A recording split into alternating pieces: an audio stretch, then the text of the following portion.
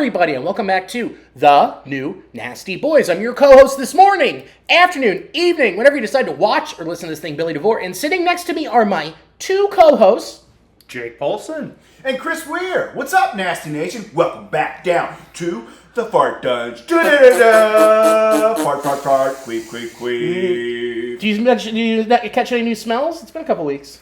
No, it's a nice fragrance as usual, but there's nothing new. No. Yeah, just subtle hints of lavender and fig nut.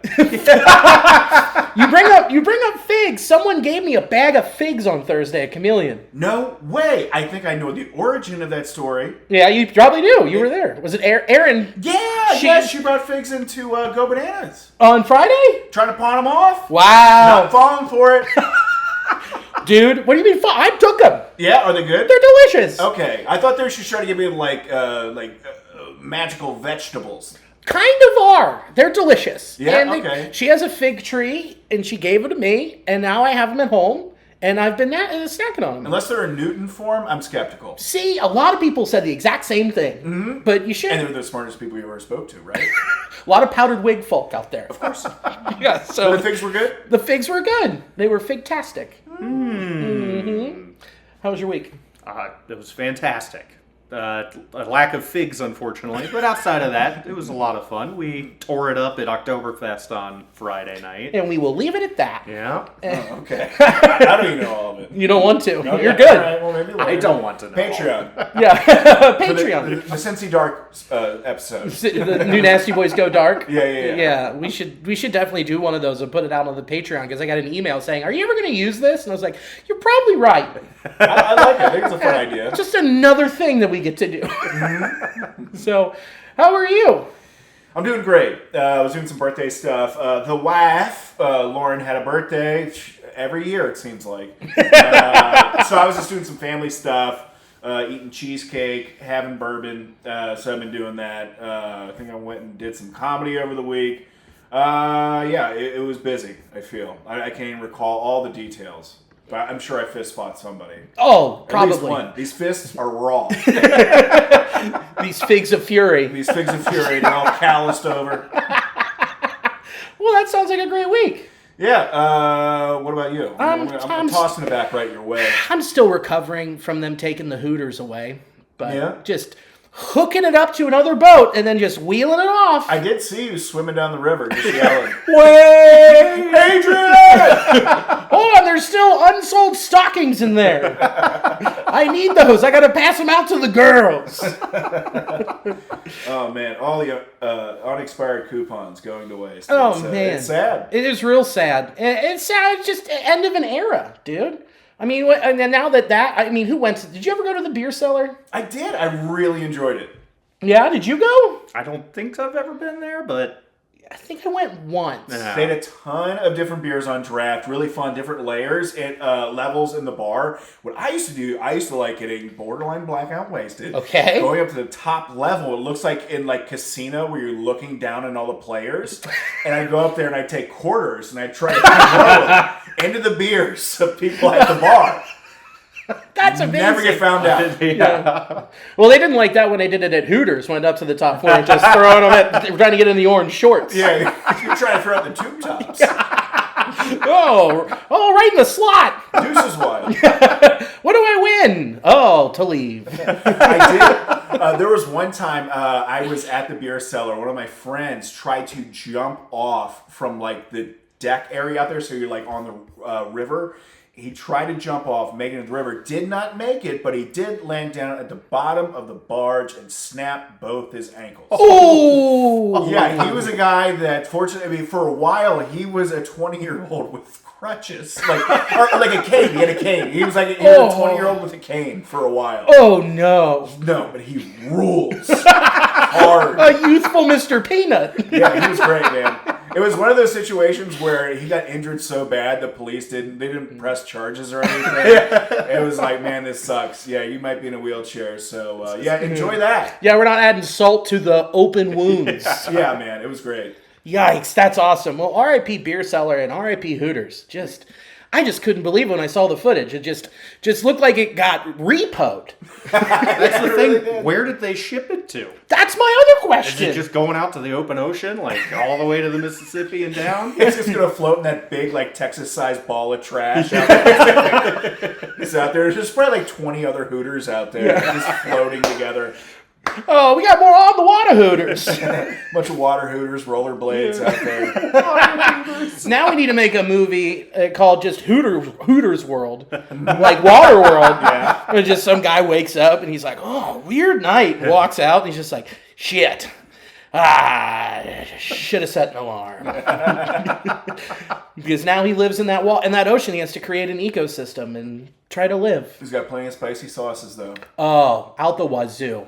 Just getting those fryers fired up will be a problem. It probably will be, but man, it'll be worth it. I think I'm for it. I'm investing. I'm invested. Okay, great. Hooters World, here it comes. We should talk about baseball. Let's just launch into it. When Chris and I were recording on Sunday night, we had the Mariners game on. We're just enjoying it, Mariners Mets. And the next thing we know, we shut down and Rob Manfred goes nuts. Realignment, redistribution of teams, we're getting expansion, we're getting rid of the NL, we're getting rid of the AL. What is gonna happen with all of this? Is just too much, right? It was a lot of information all at once. I don't even think half of what he said will ever end up happening. But yeah, the realignment and the expansion, I believe in they want to make more money. The expansion's going to happen. Sure, I'm not doubting the expansion. Yeah, it's the realignment talk. I think he sort of jumped the gun with some pretty wild ideas. Wild, like getting rid of the AL and NL? Yes, that's correct. Those are like, I don't know, institutions? Yeah. And some of the new divisions are interesting. Well, I mean, Yeah. I'm looking at it, like, initially when I first saw it, I'm just looking at our division of the Cubs, White Sox, St. Louis, and ourselves. And my knee-jerk reaction was like, well, that seems very winnable. Because it feels like we just have to beat the Cubs. For right now. Yeah. But then looking at it, we're paired in the West division, which means we have there's no argument. It is objectively the worst travel. Yeah, it would be a lot of travel. Yeah. Yeah, a lot of airtime. Get your Sky Miles card loaded, Reds, because you're traveling the most now out of any team. It'd be like Reds and then Mariners. Yeah. Also, I don't want to watch games that start at 9:30. That's the thing. All of our away games would immediately be an hour back. Like there's nothing. Mm-hmm. Yeah, and we would play all the Eastern teams as well, but just not as much. And I don't know. I don't like the late start times. I don't like all the travel.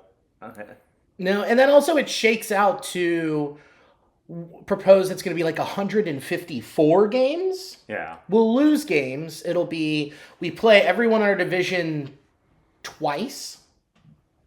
Okay. Or was it 4 times? I think in the division it's 4. In the whatever they're going to call it, The the conference, it's twice. Yeah.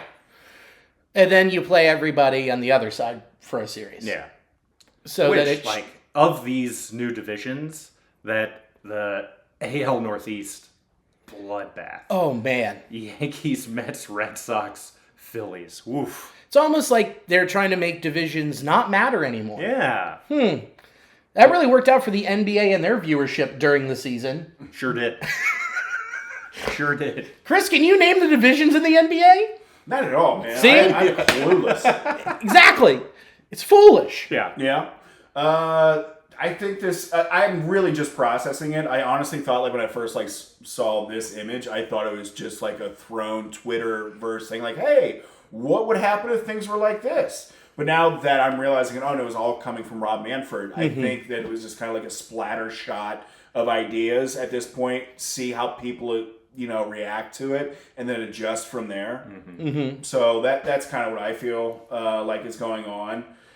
So, I mean, I really don't like the idea of us traveling this much because that would just suck. That's a very awful adjustments for players. And I don't want to watch games starting, around 9:00. And that's something that he talked about. He's like, we got to make adjustments so that, these West Coast teams, people on the East Coast aren't staying up late. It's like, well, you're going to have that happen anyway. Yeah.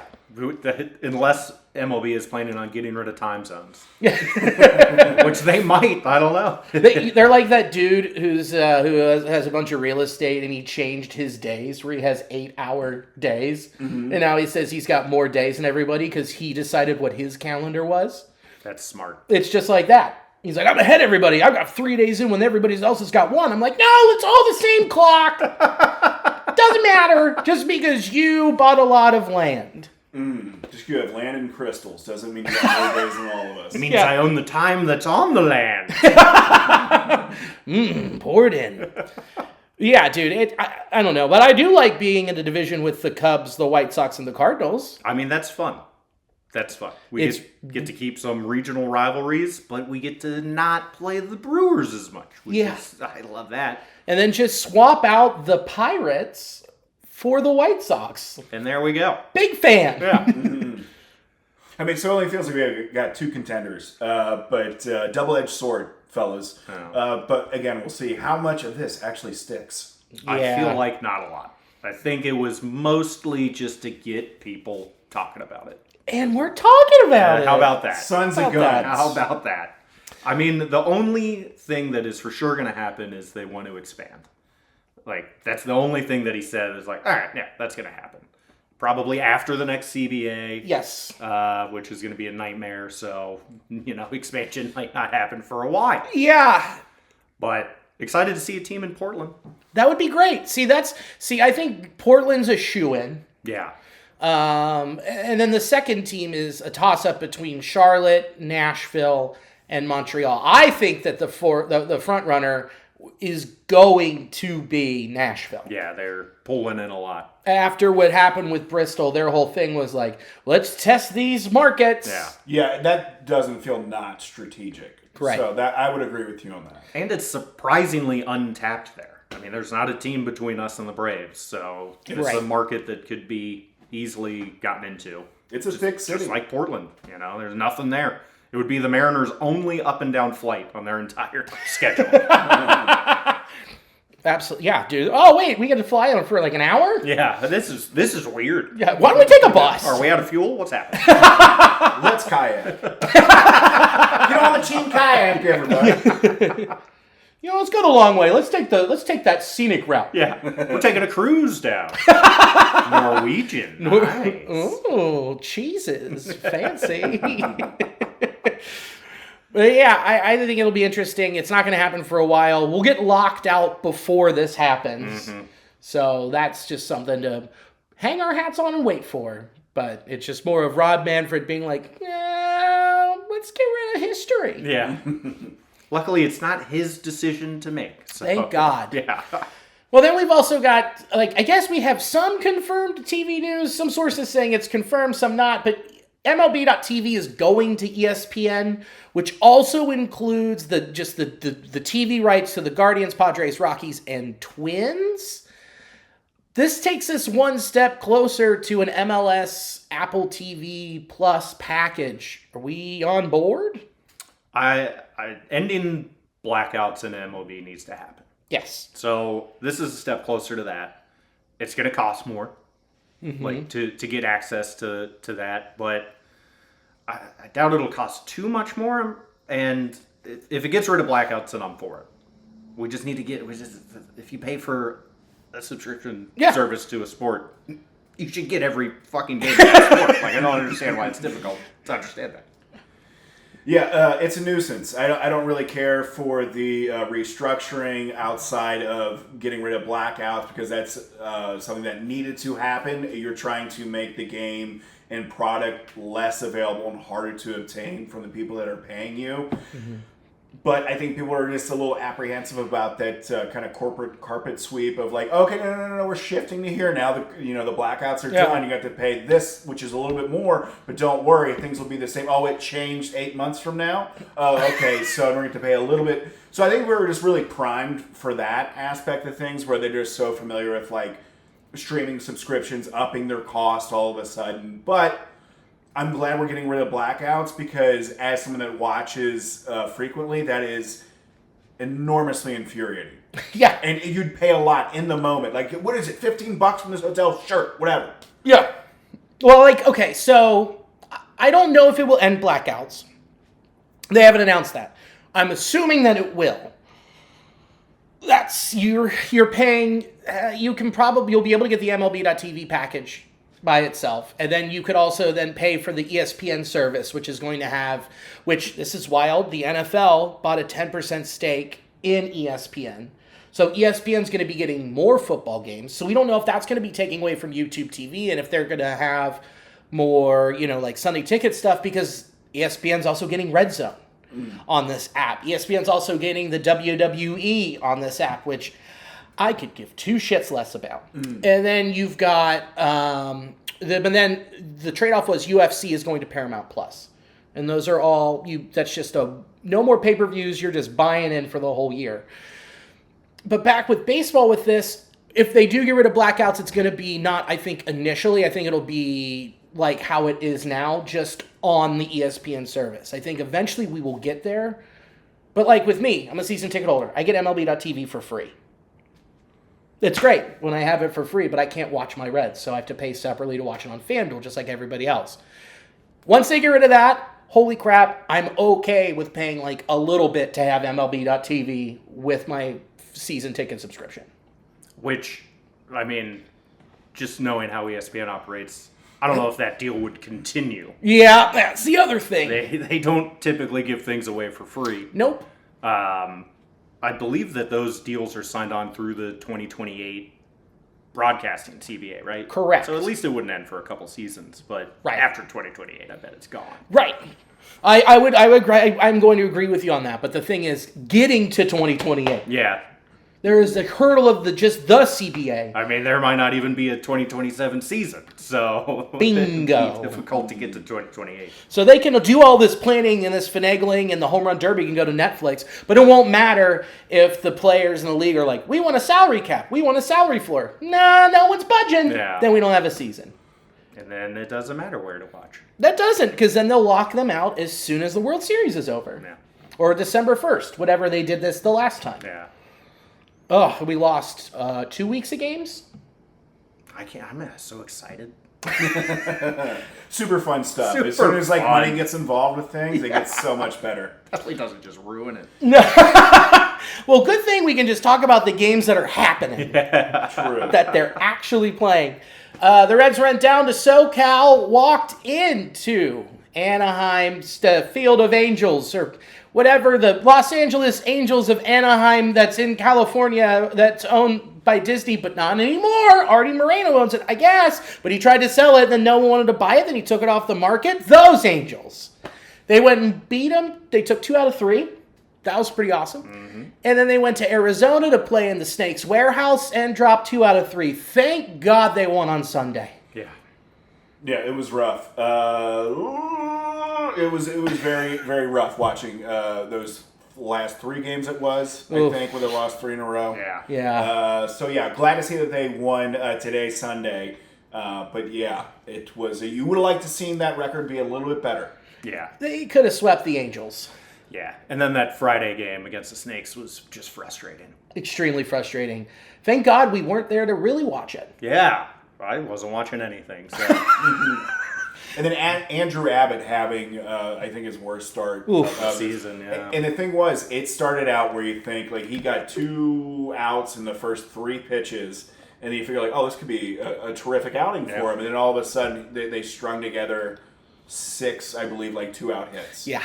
Aided maybe by 1 error, but yeah, it is completely, like, the perspective of that game, I feel like, changed dramatically after the second out of the game. Yeah, and just aided by no good fastball control. No good fastball control. Proper sentences and structure. Yeah, dude, it was ugly, and I don't think he's going to do it again, but we can dig into him later.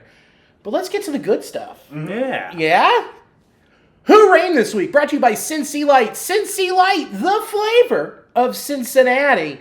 Key Brian Hayes got traded to the Reds at the deadline, and we're like, hold on. What? Why? And boy, howdy, we could have been more wrong. He has been on an absolute heater, not including Sunday. His slash line for the week, 438, 526, 750, with an OPS of 1.276. And then on Sunday, 0 for 2, 2 walks. But that's also with elite defense at the hot corner that we haven't seen in eons. Is it time to say that we were wrong? And that he's back to his 2020 form? I mean, what is back for Brian Hayes, though? Like, it's the high water mark is 15 homers on the season, like a 108 OPS plus. It's not a great profile. This has been a fun first 70 at-bats for the Reds, no doubt. And, he's still young. He's 28. He could absolutely have a late career breakout. We've seen it hundreds of times. But I need to see more than 70 at-bats of Brian Hayes raking to discount the 2,000 at-bats of a 660 OPS. But him catching a ball off of a foot. Well, we knew that football. Oh, man, that was a good one. We knew that was coming. Yeah. The defense is why we got it. It wasn't for the bat. No question. It was not for the bat. So I'm excited to see that defense every day. We've seen Brian Hayes highlights, but it's not, you don't have him, you don't understand that it's every single game he's making a play that's saving a run probably. Yeah. I mean, it's having that defense out there is a game changer. And if we can get even half of his current production, then that's a productive play. That's a win. It's a win. Yeah. And that contract was front-loaded. We're not paying him a lot of money. He's under wraps post all this CBA nonsense. So it's nice to have someone locked in at a cheap rate. You don't know what contracts are going to look like after this next CBA. So, I mean, it's a good trade. But I don't know if he has just turned into an offensive juggernaut yet. Sure. Yeah. I don't think we're ever really hard on him. I just think we were very anticipating possibly getting Gino Suarez and having all of those extra runs produced coming from almost one singular person as opposed to spread out through 3-4 guys.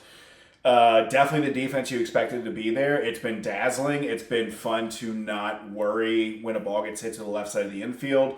Whereas before you felt oh my goodness, please don't do something here to throw the ball away or just boot it. Whereas now you feel that's the vacuum corner. And he's been swinging a pretty good bat. He's been hitting the ball opposite field a lot, and he's had some clutch hits. And he's swinging, a good bat so far in a Reds uniform. So so far in the 70 at bats, it's been enjoyable. Yeah. So we'll see if he can continue. You feel the defense will be there. Offense, I mean, hopefully this is just more of something similar of an area for him to level up to. Yeah, I mean, you can tell him. You can tell with him that he's swinging a better bat. Considering, I mean, what was that Friday with the line drive where it just went over the left fielder's head? He just couldn't judge it. It just zip, boom, went down, hit the wall. He's getting good contact again. He is finding what made him a StatCast darling in 2020 with exit velo and barreling it up. But what you said, 70 ABs is nothing compared to what else has been there from what we've gotten. So I am not going to fully apologize for being a schmuck. Not going to do that yet, but this is a very encouraging start, and I'm really excited to see that he's motivated to be here, and he clearly wants to be here. Yeah. He's wait, I get to go try and play for the playoffs? Yeah, I'm sure it's exciting to get off the Pirates roster. Oh, man, I get to use this thing and not just give up.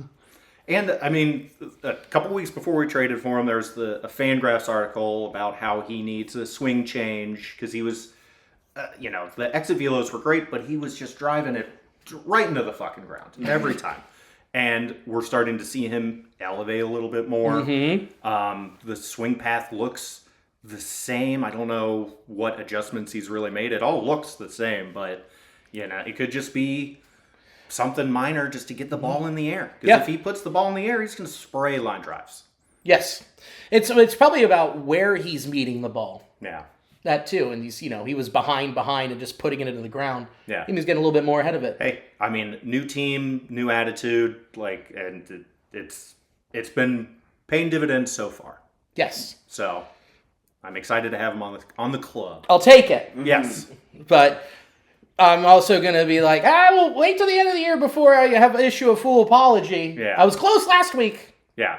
Also, I mean, my criticism of the Reds deadline was an ideological one of just they keep operating around the margins rather than pushing the chips in. And with how cheap the rental bats did go, this was a good time to push those chips in and make a splashy move. Yeah. And even with him hitting like this, it's just not a splashy move. No, especially when you look and see what Ramon Laureano's doing. Yeah, and I know. And even O'Hearn's had a hot bat too for them. And it's also still improbable that this is happening. I still want to point that out because Key Brian Hayes has never really hit this well in this time span, or at least this is one of his high water marks. And then having Andujar play well, Littell doing well his first outing, this is a lot of stuff that's going positive happening all at once from 4 different sources. So it's going well right now, but time will tell. Yeah, when he has to make an adjustment. Yeah. I just don't want to see it. I don't want to see it until after the postseason when they're like, we figured something out with him. It's like, shut up. You didn't figure out shit, buddy. You watch what you're saying. But yeah, dude, I mean, overall, yeah. I mean, it's not going to continue to be like this. 2020 was the exception to the rule when it was the 60 games and he was just mashing. This will be the exception. Looking at the starting pitching this week, boy howdy, it was great until it wasn't, which was on Saturday. But if you look at what Brady Singer has done in his last 2 starts, which was against the Snakes and against the Angels 6 innings pitched, 1 earned run, 6 hits, 1 walk, 4 Ks. But then you look at what he did on Sunday. They said, hey, Brady, we need you to step up and be a boss. 6 innings pitched, 1 hit, 1 earned run, 3 walks, 9 Ks. The slider was working. He had 38 called strikes, 13 of them swinging, and 1, 2, 3, 4, 5, 6, 7 of them were against his sweeper. And the other 2 of the swinging strikes were the cutter, and 2 of them were the sinker, and 2 were the slider. So he's getting some swing and miss there. He looked incredible today. I mean, he's spotting it right now. You look at this pitch chart, 3/4 of the pitches are at or below the numbers. He's keeping it down in the zone. And with his stuff, it's tough to do anything with the shit that he throws down there. You're just going to be on top of the ball all the time. Yeah, when he's locked in.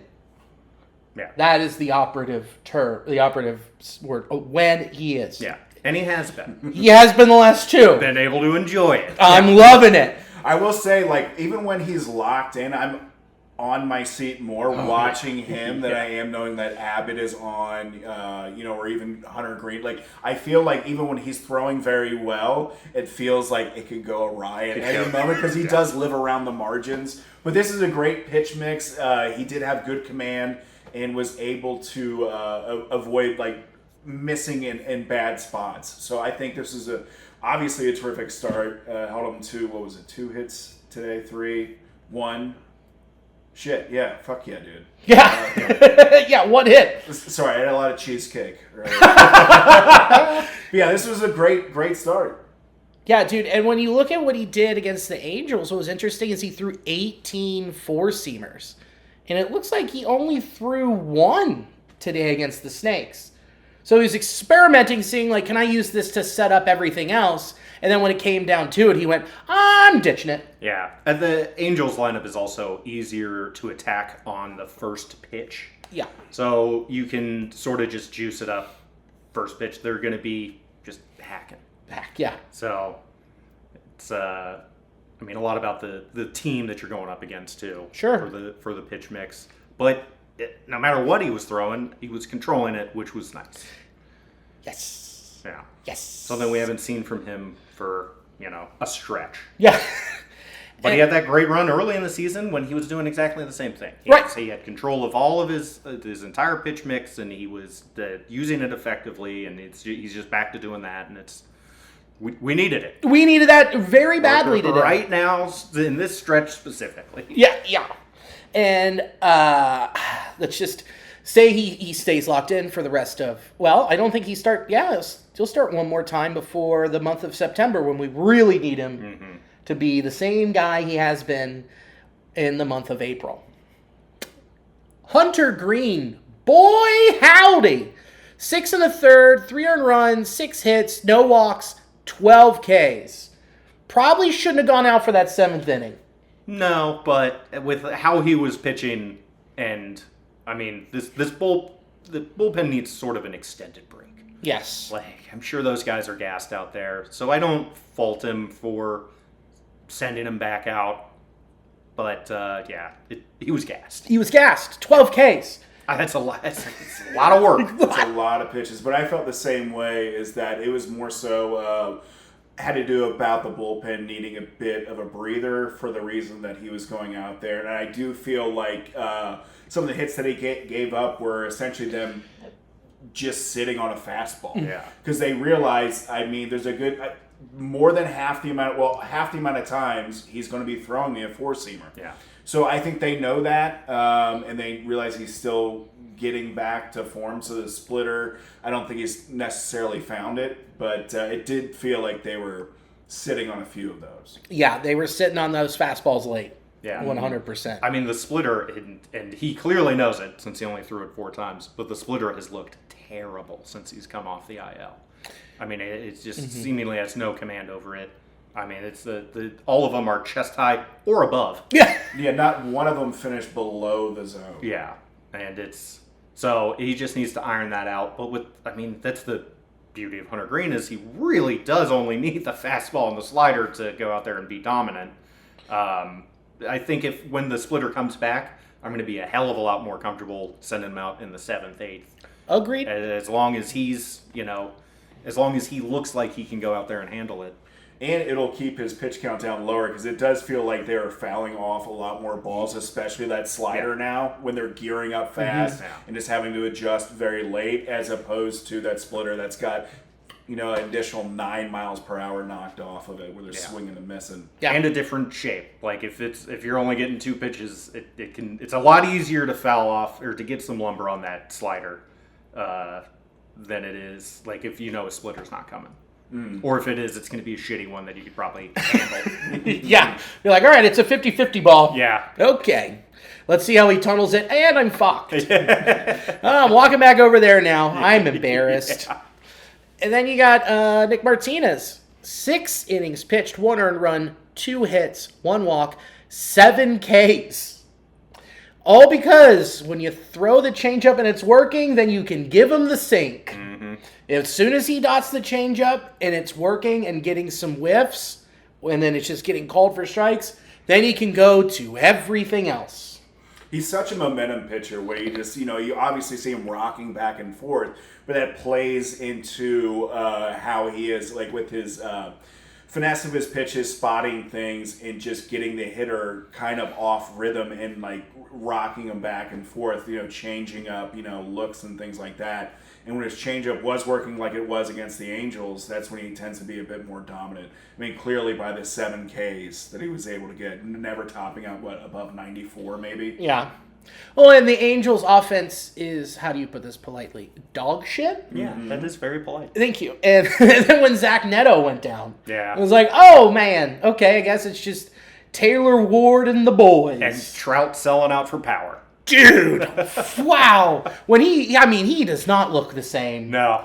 It's sad. He can still connect on one, but their pitching selections, their choices to how they threw him was just terrible the whole series. They kept throwing him off speed low, which is something he can catch up to. Yeah. As opposed to throwing him fast stuff up to where his old ass can't catch up to it. Yeah.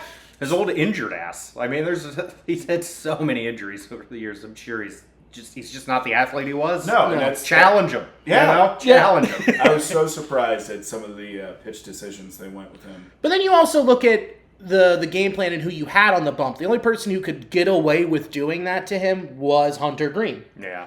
I mean, you don't see Brady Singer pumping 98 high and inside on him.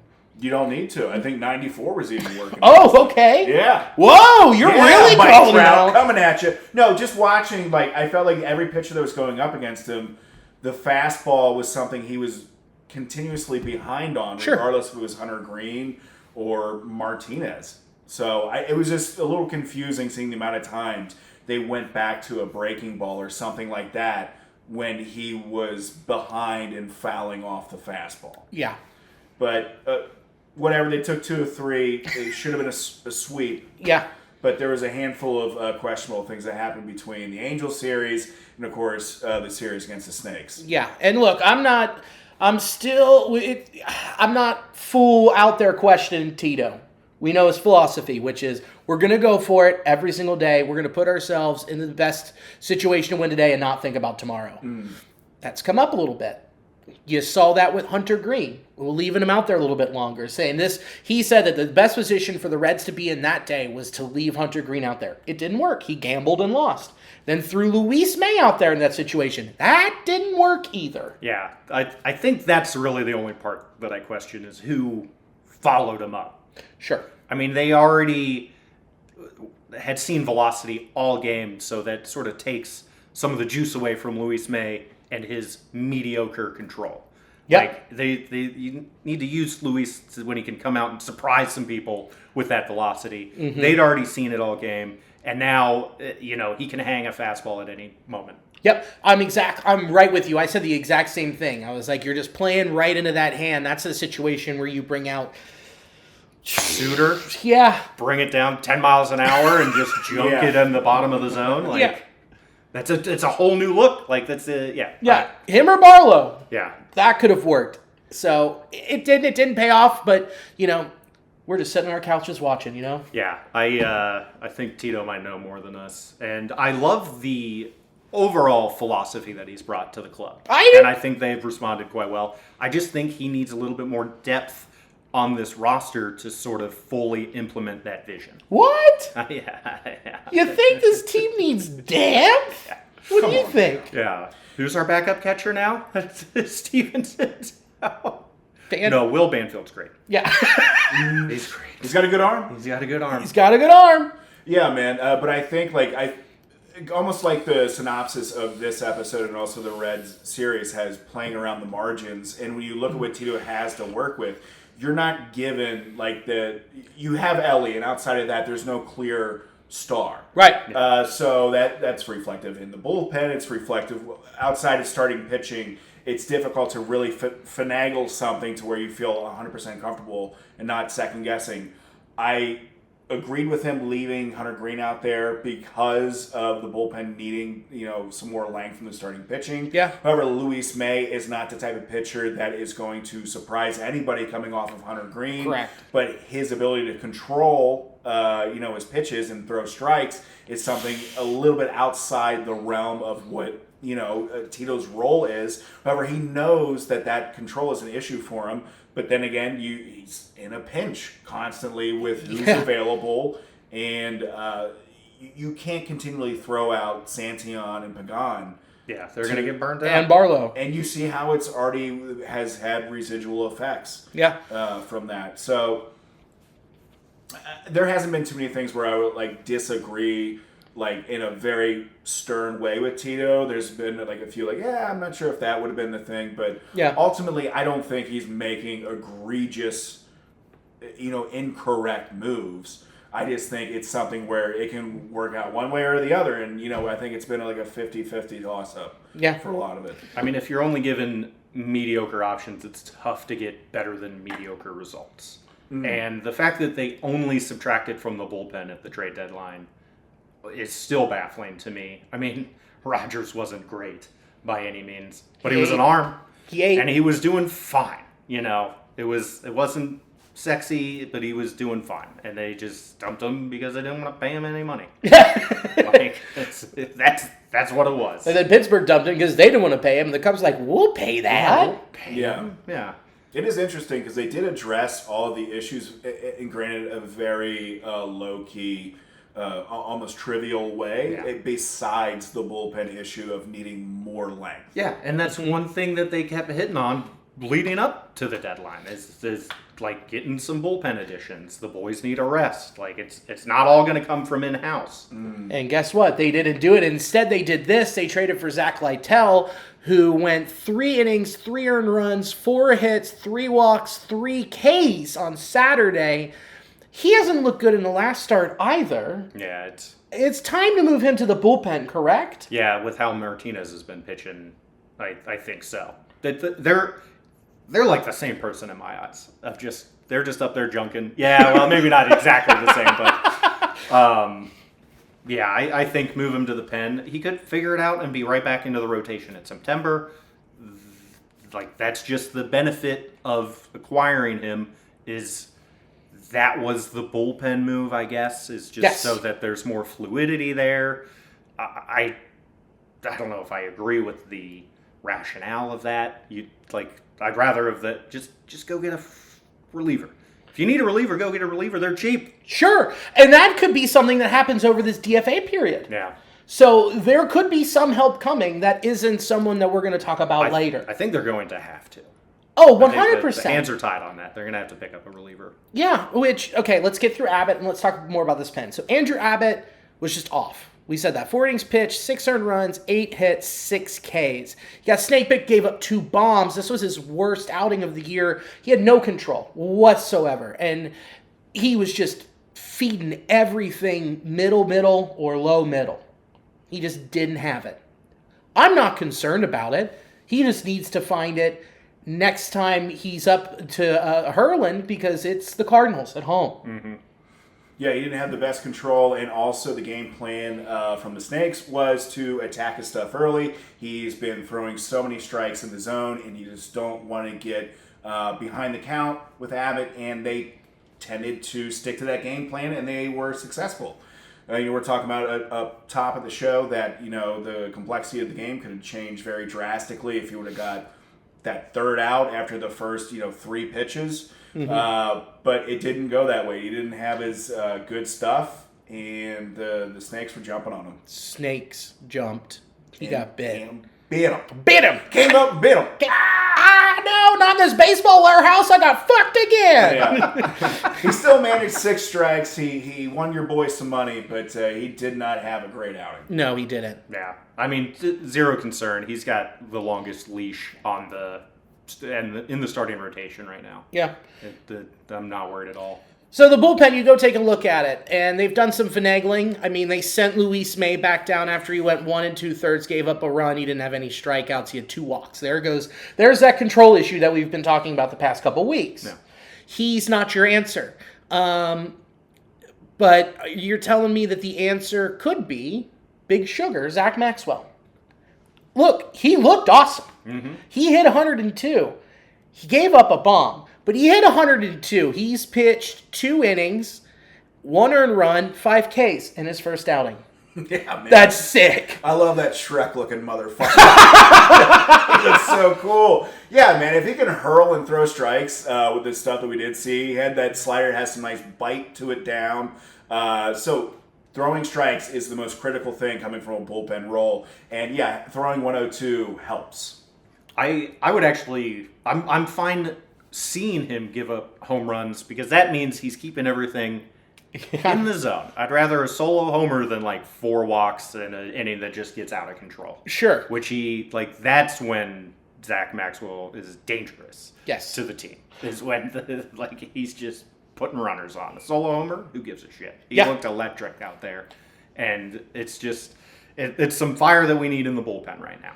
Maybe and a fresh arm. Yeah, maybe it's that youthful bump where it's like, hey, we got this guy coming in here who's 6'16" and 312 pounds. Ogre out there. Shoots with a rock. Yeah. he just sets and he goes, "Yeah, this is my swamp," and then just hurls a dart.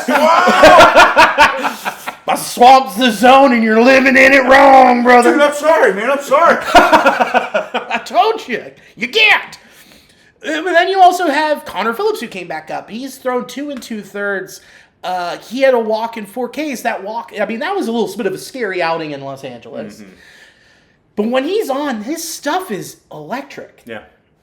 It's playing up out of the pen, and it's just, I mean, the copy-paste for what we've said about May and Maxwell. Like, when it unravels on Phillips, it's going to be ugly. Yeah. But when he's on, I mean, it's just, we need some fresh arms in this bullpen. And if he can give us 12, 14 good innings before it all goes to shit, that'd be fantastic. That'd be ideal. Agreed. Stuff is great. Control and confidence, that's the issue. Mull has been inconsistent this year. He's not who he was in 2024 and 2023. Yeah. So that's a little scary. Yeah, I mean, he know. might just still be injured. He's been on and off the IL all year. Like, yeah. You don't know what he's still dealing with, but he's not the pitcher that he was last year. No, and Eat Tane, yeah, he's still got a pinned shoulder. Yeah. So I don't know if he's actually coming back. Yeah, I don't know either. I mean, he might be off the roster just to get a healthy reliever in there in the DFA period. I don't doubt that. Yeah. I don't doubt it. And considering you've got options with Phillips and Maxwell who are still in that pen that can go back and then fill it in. Yeah. Lyon Richardson, too, has some options. Could bring him up if either of these boys get tired. And just get shelled. Mm-hmm. It'll just be a wait and see. Yeah. It's a puzzle. It's a puzzle, but overall, I'm very happy with what they've done. Yeah. It's a lot better than it was. Mm-hmm. It's not 2023 again. Mm-mm. Yeah, where there were no options. None. It was just like, oh boy. Huh? All right. So, I don't know. We'll see what happens. And then you look at the lineup for the week. Novi Marte on it again. Dude. Hustling, baby. Hustling. Love it. Flying around the field. Dude, 2 little league homers in 2 weeks. And this is also not including what happened today. 316, 381, 526 with a 907 OPS. Are you okay with his offense being very good, but that defense is costing you some runs in right field? Yeah! Sorry. Yeah! I mean, this is what the Reds have been doing for years now. Is just trying to make people play positions they've never played before just to get a bat in the lineup. And, like, I don't necessarily think it's paid off the way they wanted it to. But at the same time, you can't take him out of the lineup, and you just can't play him at third right now. So he's locked in as a right fielder. Yeah, he's a better option than Will Benson offensively and kind of defensively. Yeah. I think that he will develop into a pretty solid right fielder. We've already seen him uncork a couple of great throws. It's just he doesn't know how to read the ball yet because he just started playing this position a month ago. Yeah, man. So it's, I don't know. Baptism by fire, that's the Reds kind of style with things. You can't have his bat out of the lineup. He's the hottest hitter for the Reds right now. He's young. He's 23. He has just such pure power. His stuff plays well to all fields. And, yeah, I think he's going to be much less of a liability. Already much less of a liability in right field than he is in third base. And I think he's more comfortable learning out in right field that position than he is at the hot corner. Now, here's something. Miguel Andujar has a quad issue.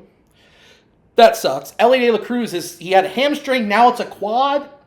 I guess he's still playing a little hurt. But here's the thing. Ellie, 286, 318, 524, 842 OPS on the week while just basically playing with one leg and still running it out there. Mm-hmm. Okay. Here's the big one. Say Miguel Andujar gets hurt. Are you bringing up Sal Stewart now?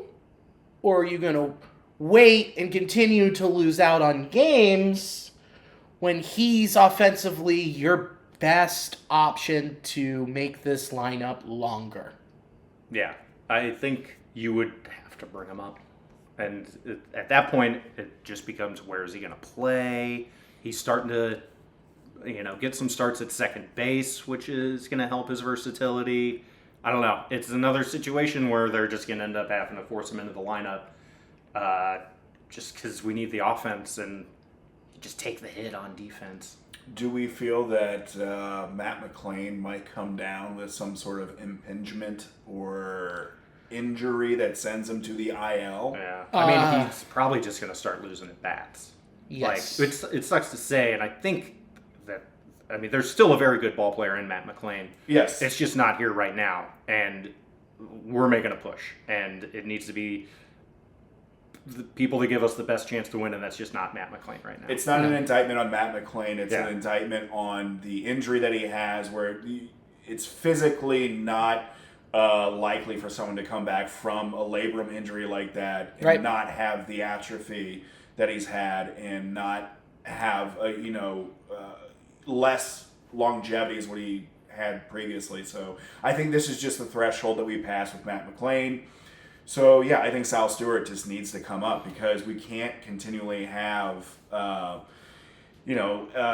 Espinal and Matt McClain be the answer to, some of these offensive issues that we're having. Yeah, because they're not good answers. You look at what Matt McClain has done this month. This is not including Sunday, where, this is only going to hurt those numbers. 208, 255 with a 229 slug with a weighted runs created plus of 29. You just can't keep running that out there. You can't run that out there when you've got Sal Stewart for the month of August in AAA, 319, 427, 639 with 5 home runs. Yeah. He hit 2 on Saturday. One of them hit the apartment complex.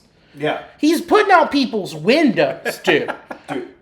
We need that. Both fields, left and then right. Woo! So I think the downside of Sal Stewart being in the lineup is higher than the upside of Espinal and McClain currently in the lineup. Absolutely. 100%. McClain is hurting the team.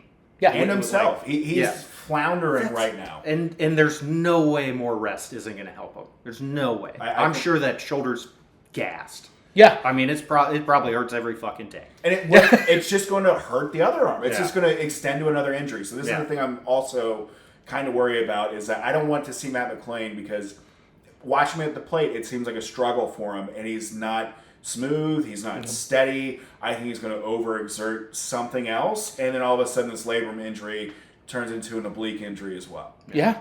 And that would just absolutely suck. After working so hard to get to where he is, and now it's just like, I'm done. I'm gassed. He's a phenomenal baseball player. It's just not his season. Not his season. And it's not like he's not even giving us long at bats. It's up there. He's getting up there and just, it's bleak. And Sal Stewart, even if he comes up and struggles a little, his profile, he's going to see some pitches.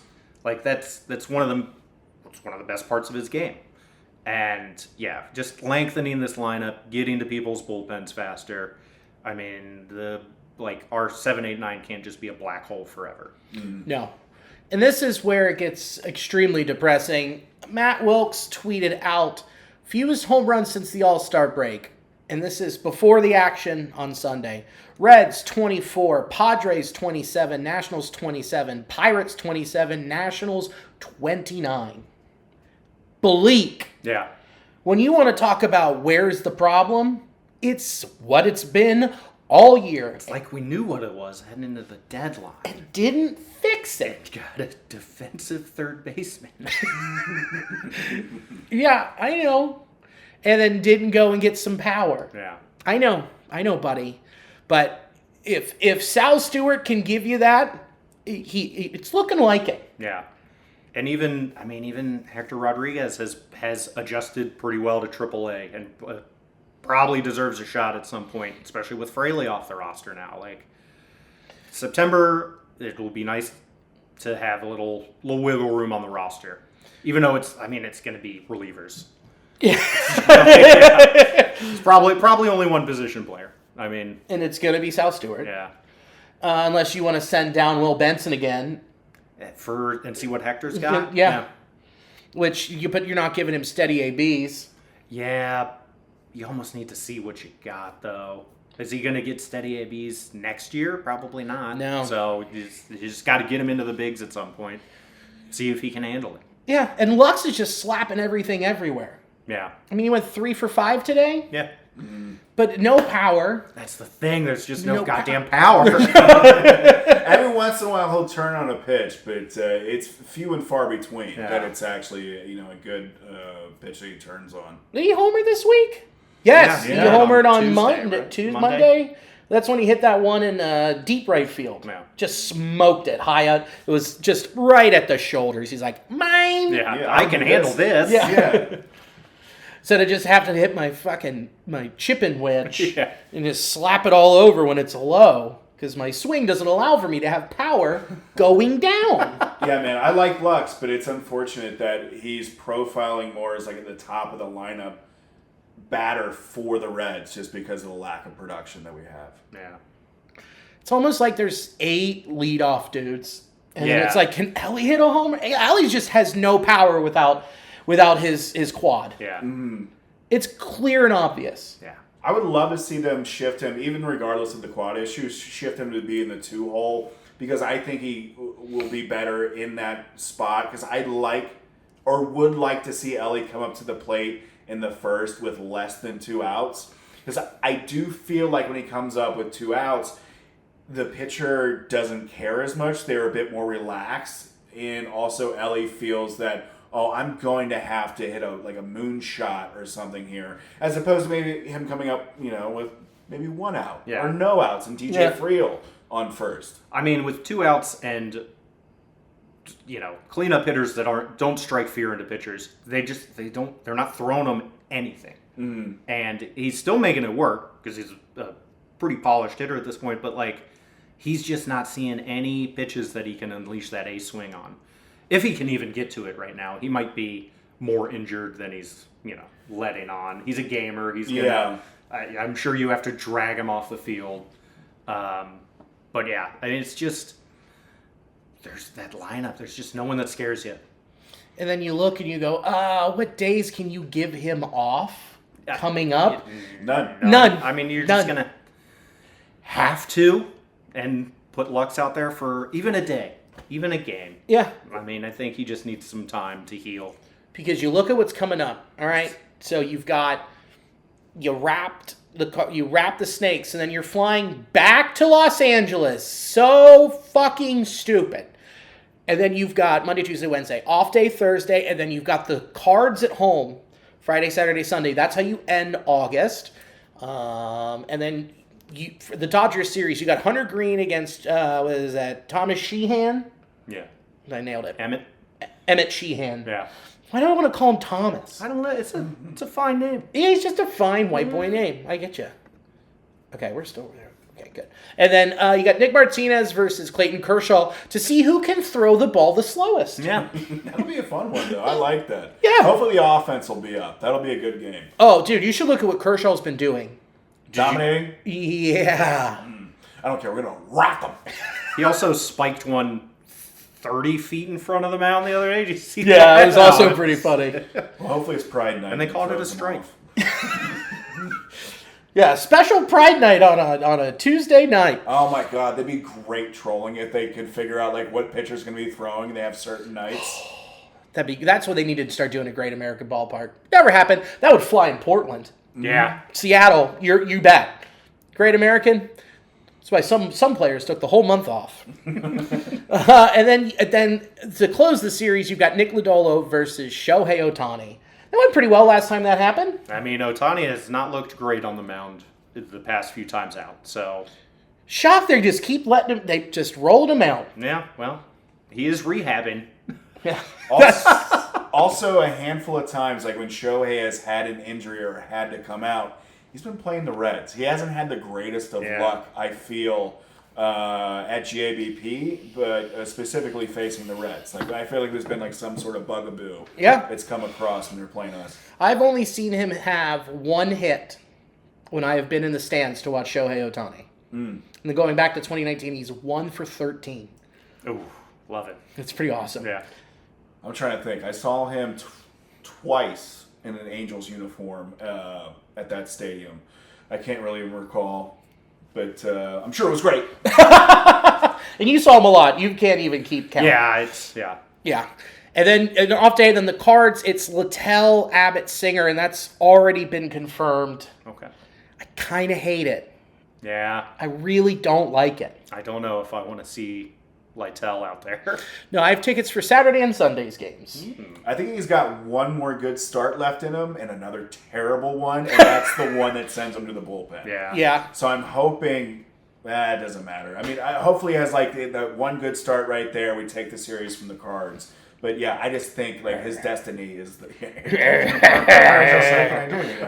take you to the bullpen. They just threw some Swedish fish in the bullpen. Hey, y'all got any Xans for me? I'll put them on the top of my mouth. Put a little bit of peanut butter under my top lip. Yeah. I feel bad, but this is why he's a free agent at the end of the season. Yeah. Whew. That's why. That's why. They're like, they call him the Bulldog, and it's not because he's feisty on the mound.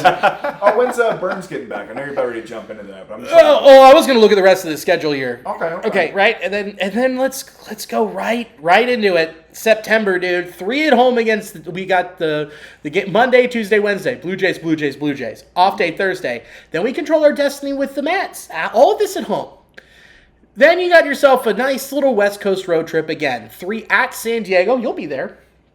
I will be there. I'll be there on the Wednesday game. The Wednesday. Oh, the day. It's not a day game. It's still a 6:40. Yeah, 8:40 Eastern. Eastern Standard Time. Off day that Thursday. Then 3 at Sacramento against the A's. And then back to St. Louis. And then you close. Here we go. 18, 19, 20, 21 against the Cubs at home. 9:20. Binskis. Then Monday, the 22nd, off day. And then 3 at home against the Pirates. And then you close out 3 at Milwaukee. I fucking hate that. Yeah. Well, you know that's going to suck. We're going to be a game out and just get swept for the first time all Do you season. think that will happen? Don't say that. I'm going opposite route. I'm thinking the Brewers will have it clinched already. They're playing their second string hungover players. We're going to sweep the Brewers. That's what I'm saying. I like that better. I like it a lot better. But I know what history tells us. I know. And I don't like it. Don't like it one bit, my friend. I know. It's a tough stretch to the end of the year. But I do like that we're playing the Mets. I do like that we're playing the Cubs. I don't know, man. Yeah. It's hard to argue that we're getting screwed. I know the schedule is difficult for the Reds going forward, but all the people that are ahead of you that are your opponents to, show that you belong in the playoffs are right there. Yep. So you control your own destiny. This is going to be exciting. I am so nervous. I am so. Oh God! I think we're a game and a half back right now. 2 games. Yeah, I mean it's at the point where every game just has immense weight to it. It's a game and a half, and that sucks. Yeah. I don't like it one bit. Watching the Mets has been incredible. Mm-hmm. Just watching them fall flat on their face while spending more money than God. But the Reds hanging around with excellent starting pitching and their offensive profile of just loading up the bases and hopefully they just keep slap-dicking it around and someone scores is so unbelievably painful. Mm-hmm. And that it is taking years, probably a decade, off my life. I feel so bad for Tito at times because I know when my heart hurts, his heart is ripping. Oh, but he's also loving. He's like, this is baseball. This is baseball. I'm gambling. I love that. Hey, this is so fun. I gotta stop making fun of him. I bet he's a nice guy. I'm sure he is. Yeah. It's just very difficult not to do that. You know who's enjoying this right now is Gabe Kapler. Oh, I'm sure. He's loving it. He's just sitting there. He's listening because he listens. And he's just like, man, they're really getting in on that guy. He's earned it. There was a moment where Gabe Kapler went out to the mound. This is 23, I think. Mm-hmm. Went out, and Littell did not want to come out, and he had some choice words for him. And Gabe's like, yeah, you're going to come with me. And then they went into the clubhouse, had a little conversation, and then the next day, Zach Littell was no longer a part of the franchise. Was there a severance? He went down to Tampa Bay. Shit's Tampa. They had some deep fried alligator. That's what he had. I'm not, just whatever. All right, fine. Leave me hanging. That's what he had. That's what he had, you know? Okay. Now let's look at these injuries. I mean, the schedule is the schedule. We've known it all year. Not too worried about it. Just go win. Then you look at the injuries. Ty broke his thumb. Eesh. Did you see the guard that they put on it? I did not. They have a custom-made thumb cast so that he can still kind of catch. Okay. Because it's going to be all about managing his pain level. It looks like a chastity belt for his thumb. Oh! You shall not pass! Stay away from that hymen. But it does look like it's ribbed for their pleasure. I mean, I'm edging in this glove. Yeah. So, I mean, yeah, that's a bummer. But, I mean, again, reflecting back on the crawl stuff with Trevino, it was a great pickup for the Reds. Huge. Bummer, though, for Ty Steve. Bummer. Who was the legend at the beginning of this season? The reason we had carried 3 catchers. And then we traded him to the A's. Wins? Yeah. Yeah. Kind of miss him now. Yeah. Oh, well. Will Benfield's great. He's great. I don't know why you're shitting on him. I'm not shitting on him. I'm hearing you shit. Sorry, very active. Chase Burns playing catch out to 105 to 115 feet, set for a side session on Tuesday. Terry Francona is hopeful that Burns can return this season. No shit. Yeah. He's hopeful? I'm sure he is, as are we all. Aren't we all? They're just letting him cool down, Yeah. so they move him to the pen. So That's the move. So he should be back on the 30th, the earliest, something like that.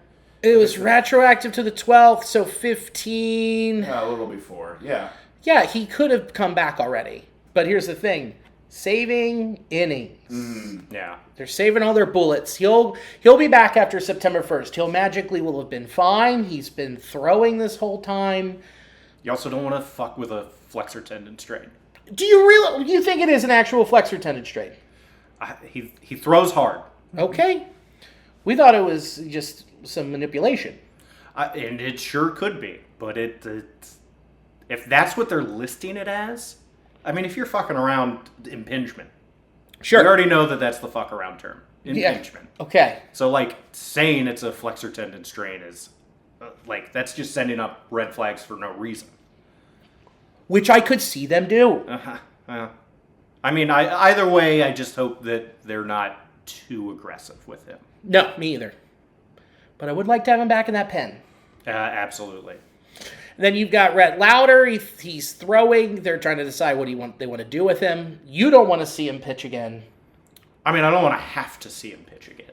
Sure. But at this point, we could use some live arms, and I'm sure he wants to get back on the mound. So throw him in the pen, get at least a couple innings, and then send him off to the fall league, and hopefully he can have a nice, healthy offseason and be ready next year. That's all we want for our boy. Yeah, man. It was nice seeing they had a shot of the dugout today in Arizona, and they showed Rhett Lauder, Chase Burns, Hunter Green, and there was a few other pitchers just chilling together, and you're seeing them just looking at the future of this Red starting rotation. The fact that it is as good and as elite at what it is currently, it's just going to cultivate and get better, which is really nice. So that was really cool, just getting to see Rhett Lauder just chilling with his counterparts. So yeah, I don't want to be in the situation where we have to see him. I would love to see him, but I'm hoping that's in 2026. Yeah. It will be. That's what I'm thinking. Nick Lodolo, we already talked about him. He's coming back. Eat Tane had arthroscopic surgery to repair his labrum and attach his bicep tendon to his upper arm. Hey, when that happens. Man, damn. He got pinged. Man, it fell off again. Hold on, babe. Get the super glue. We haven't heard anything about Wade Miley. I haven't. Have you guys heard anything? Haven't talked to him.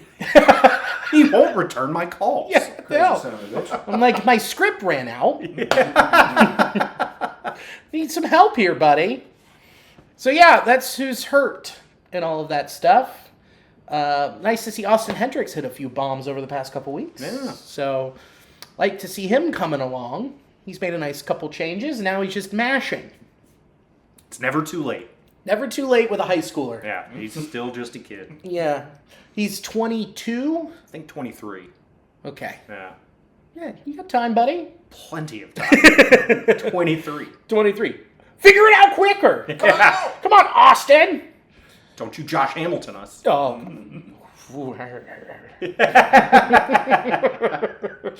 All right, I think we covered all of it. What do you think? I think we did. Nice. It was a lot of stuff, but I think we hit the major bullet points. I think we did it. Did we do it? Oh, we did it.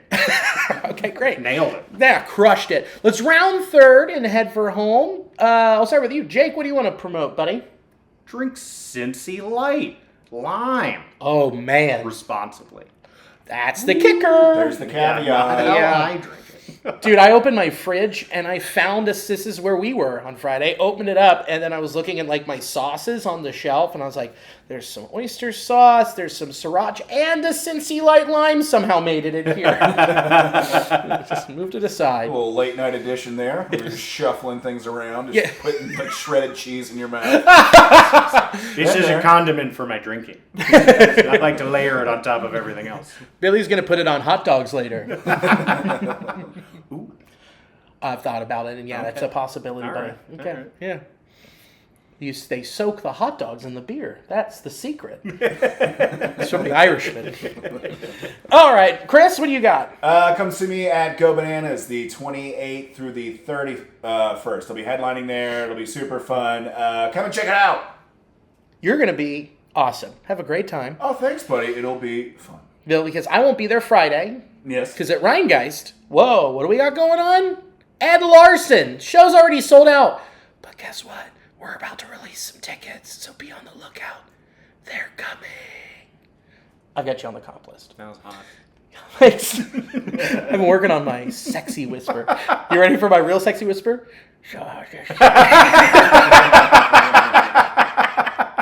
Guys, just didn't have that control today. Just really messed it up. God damn it, I feel so bad.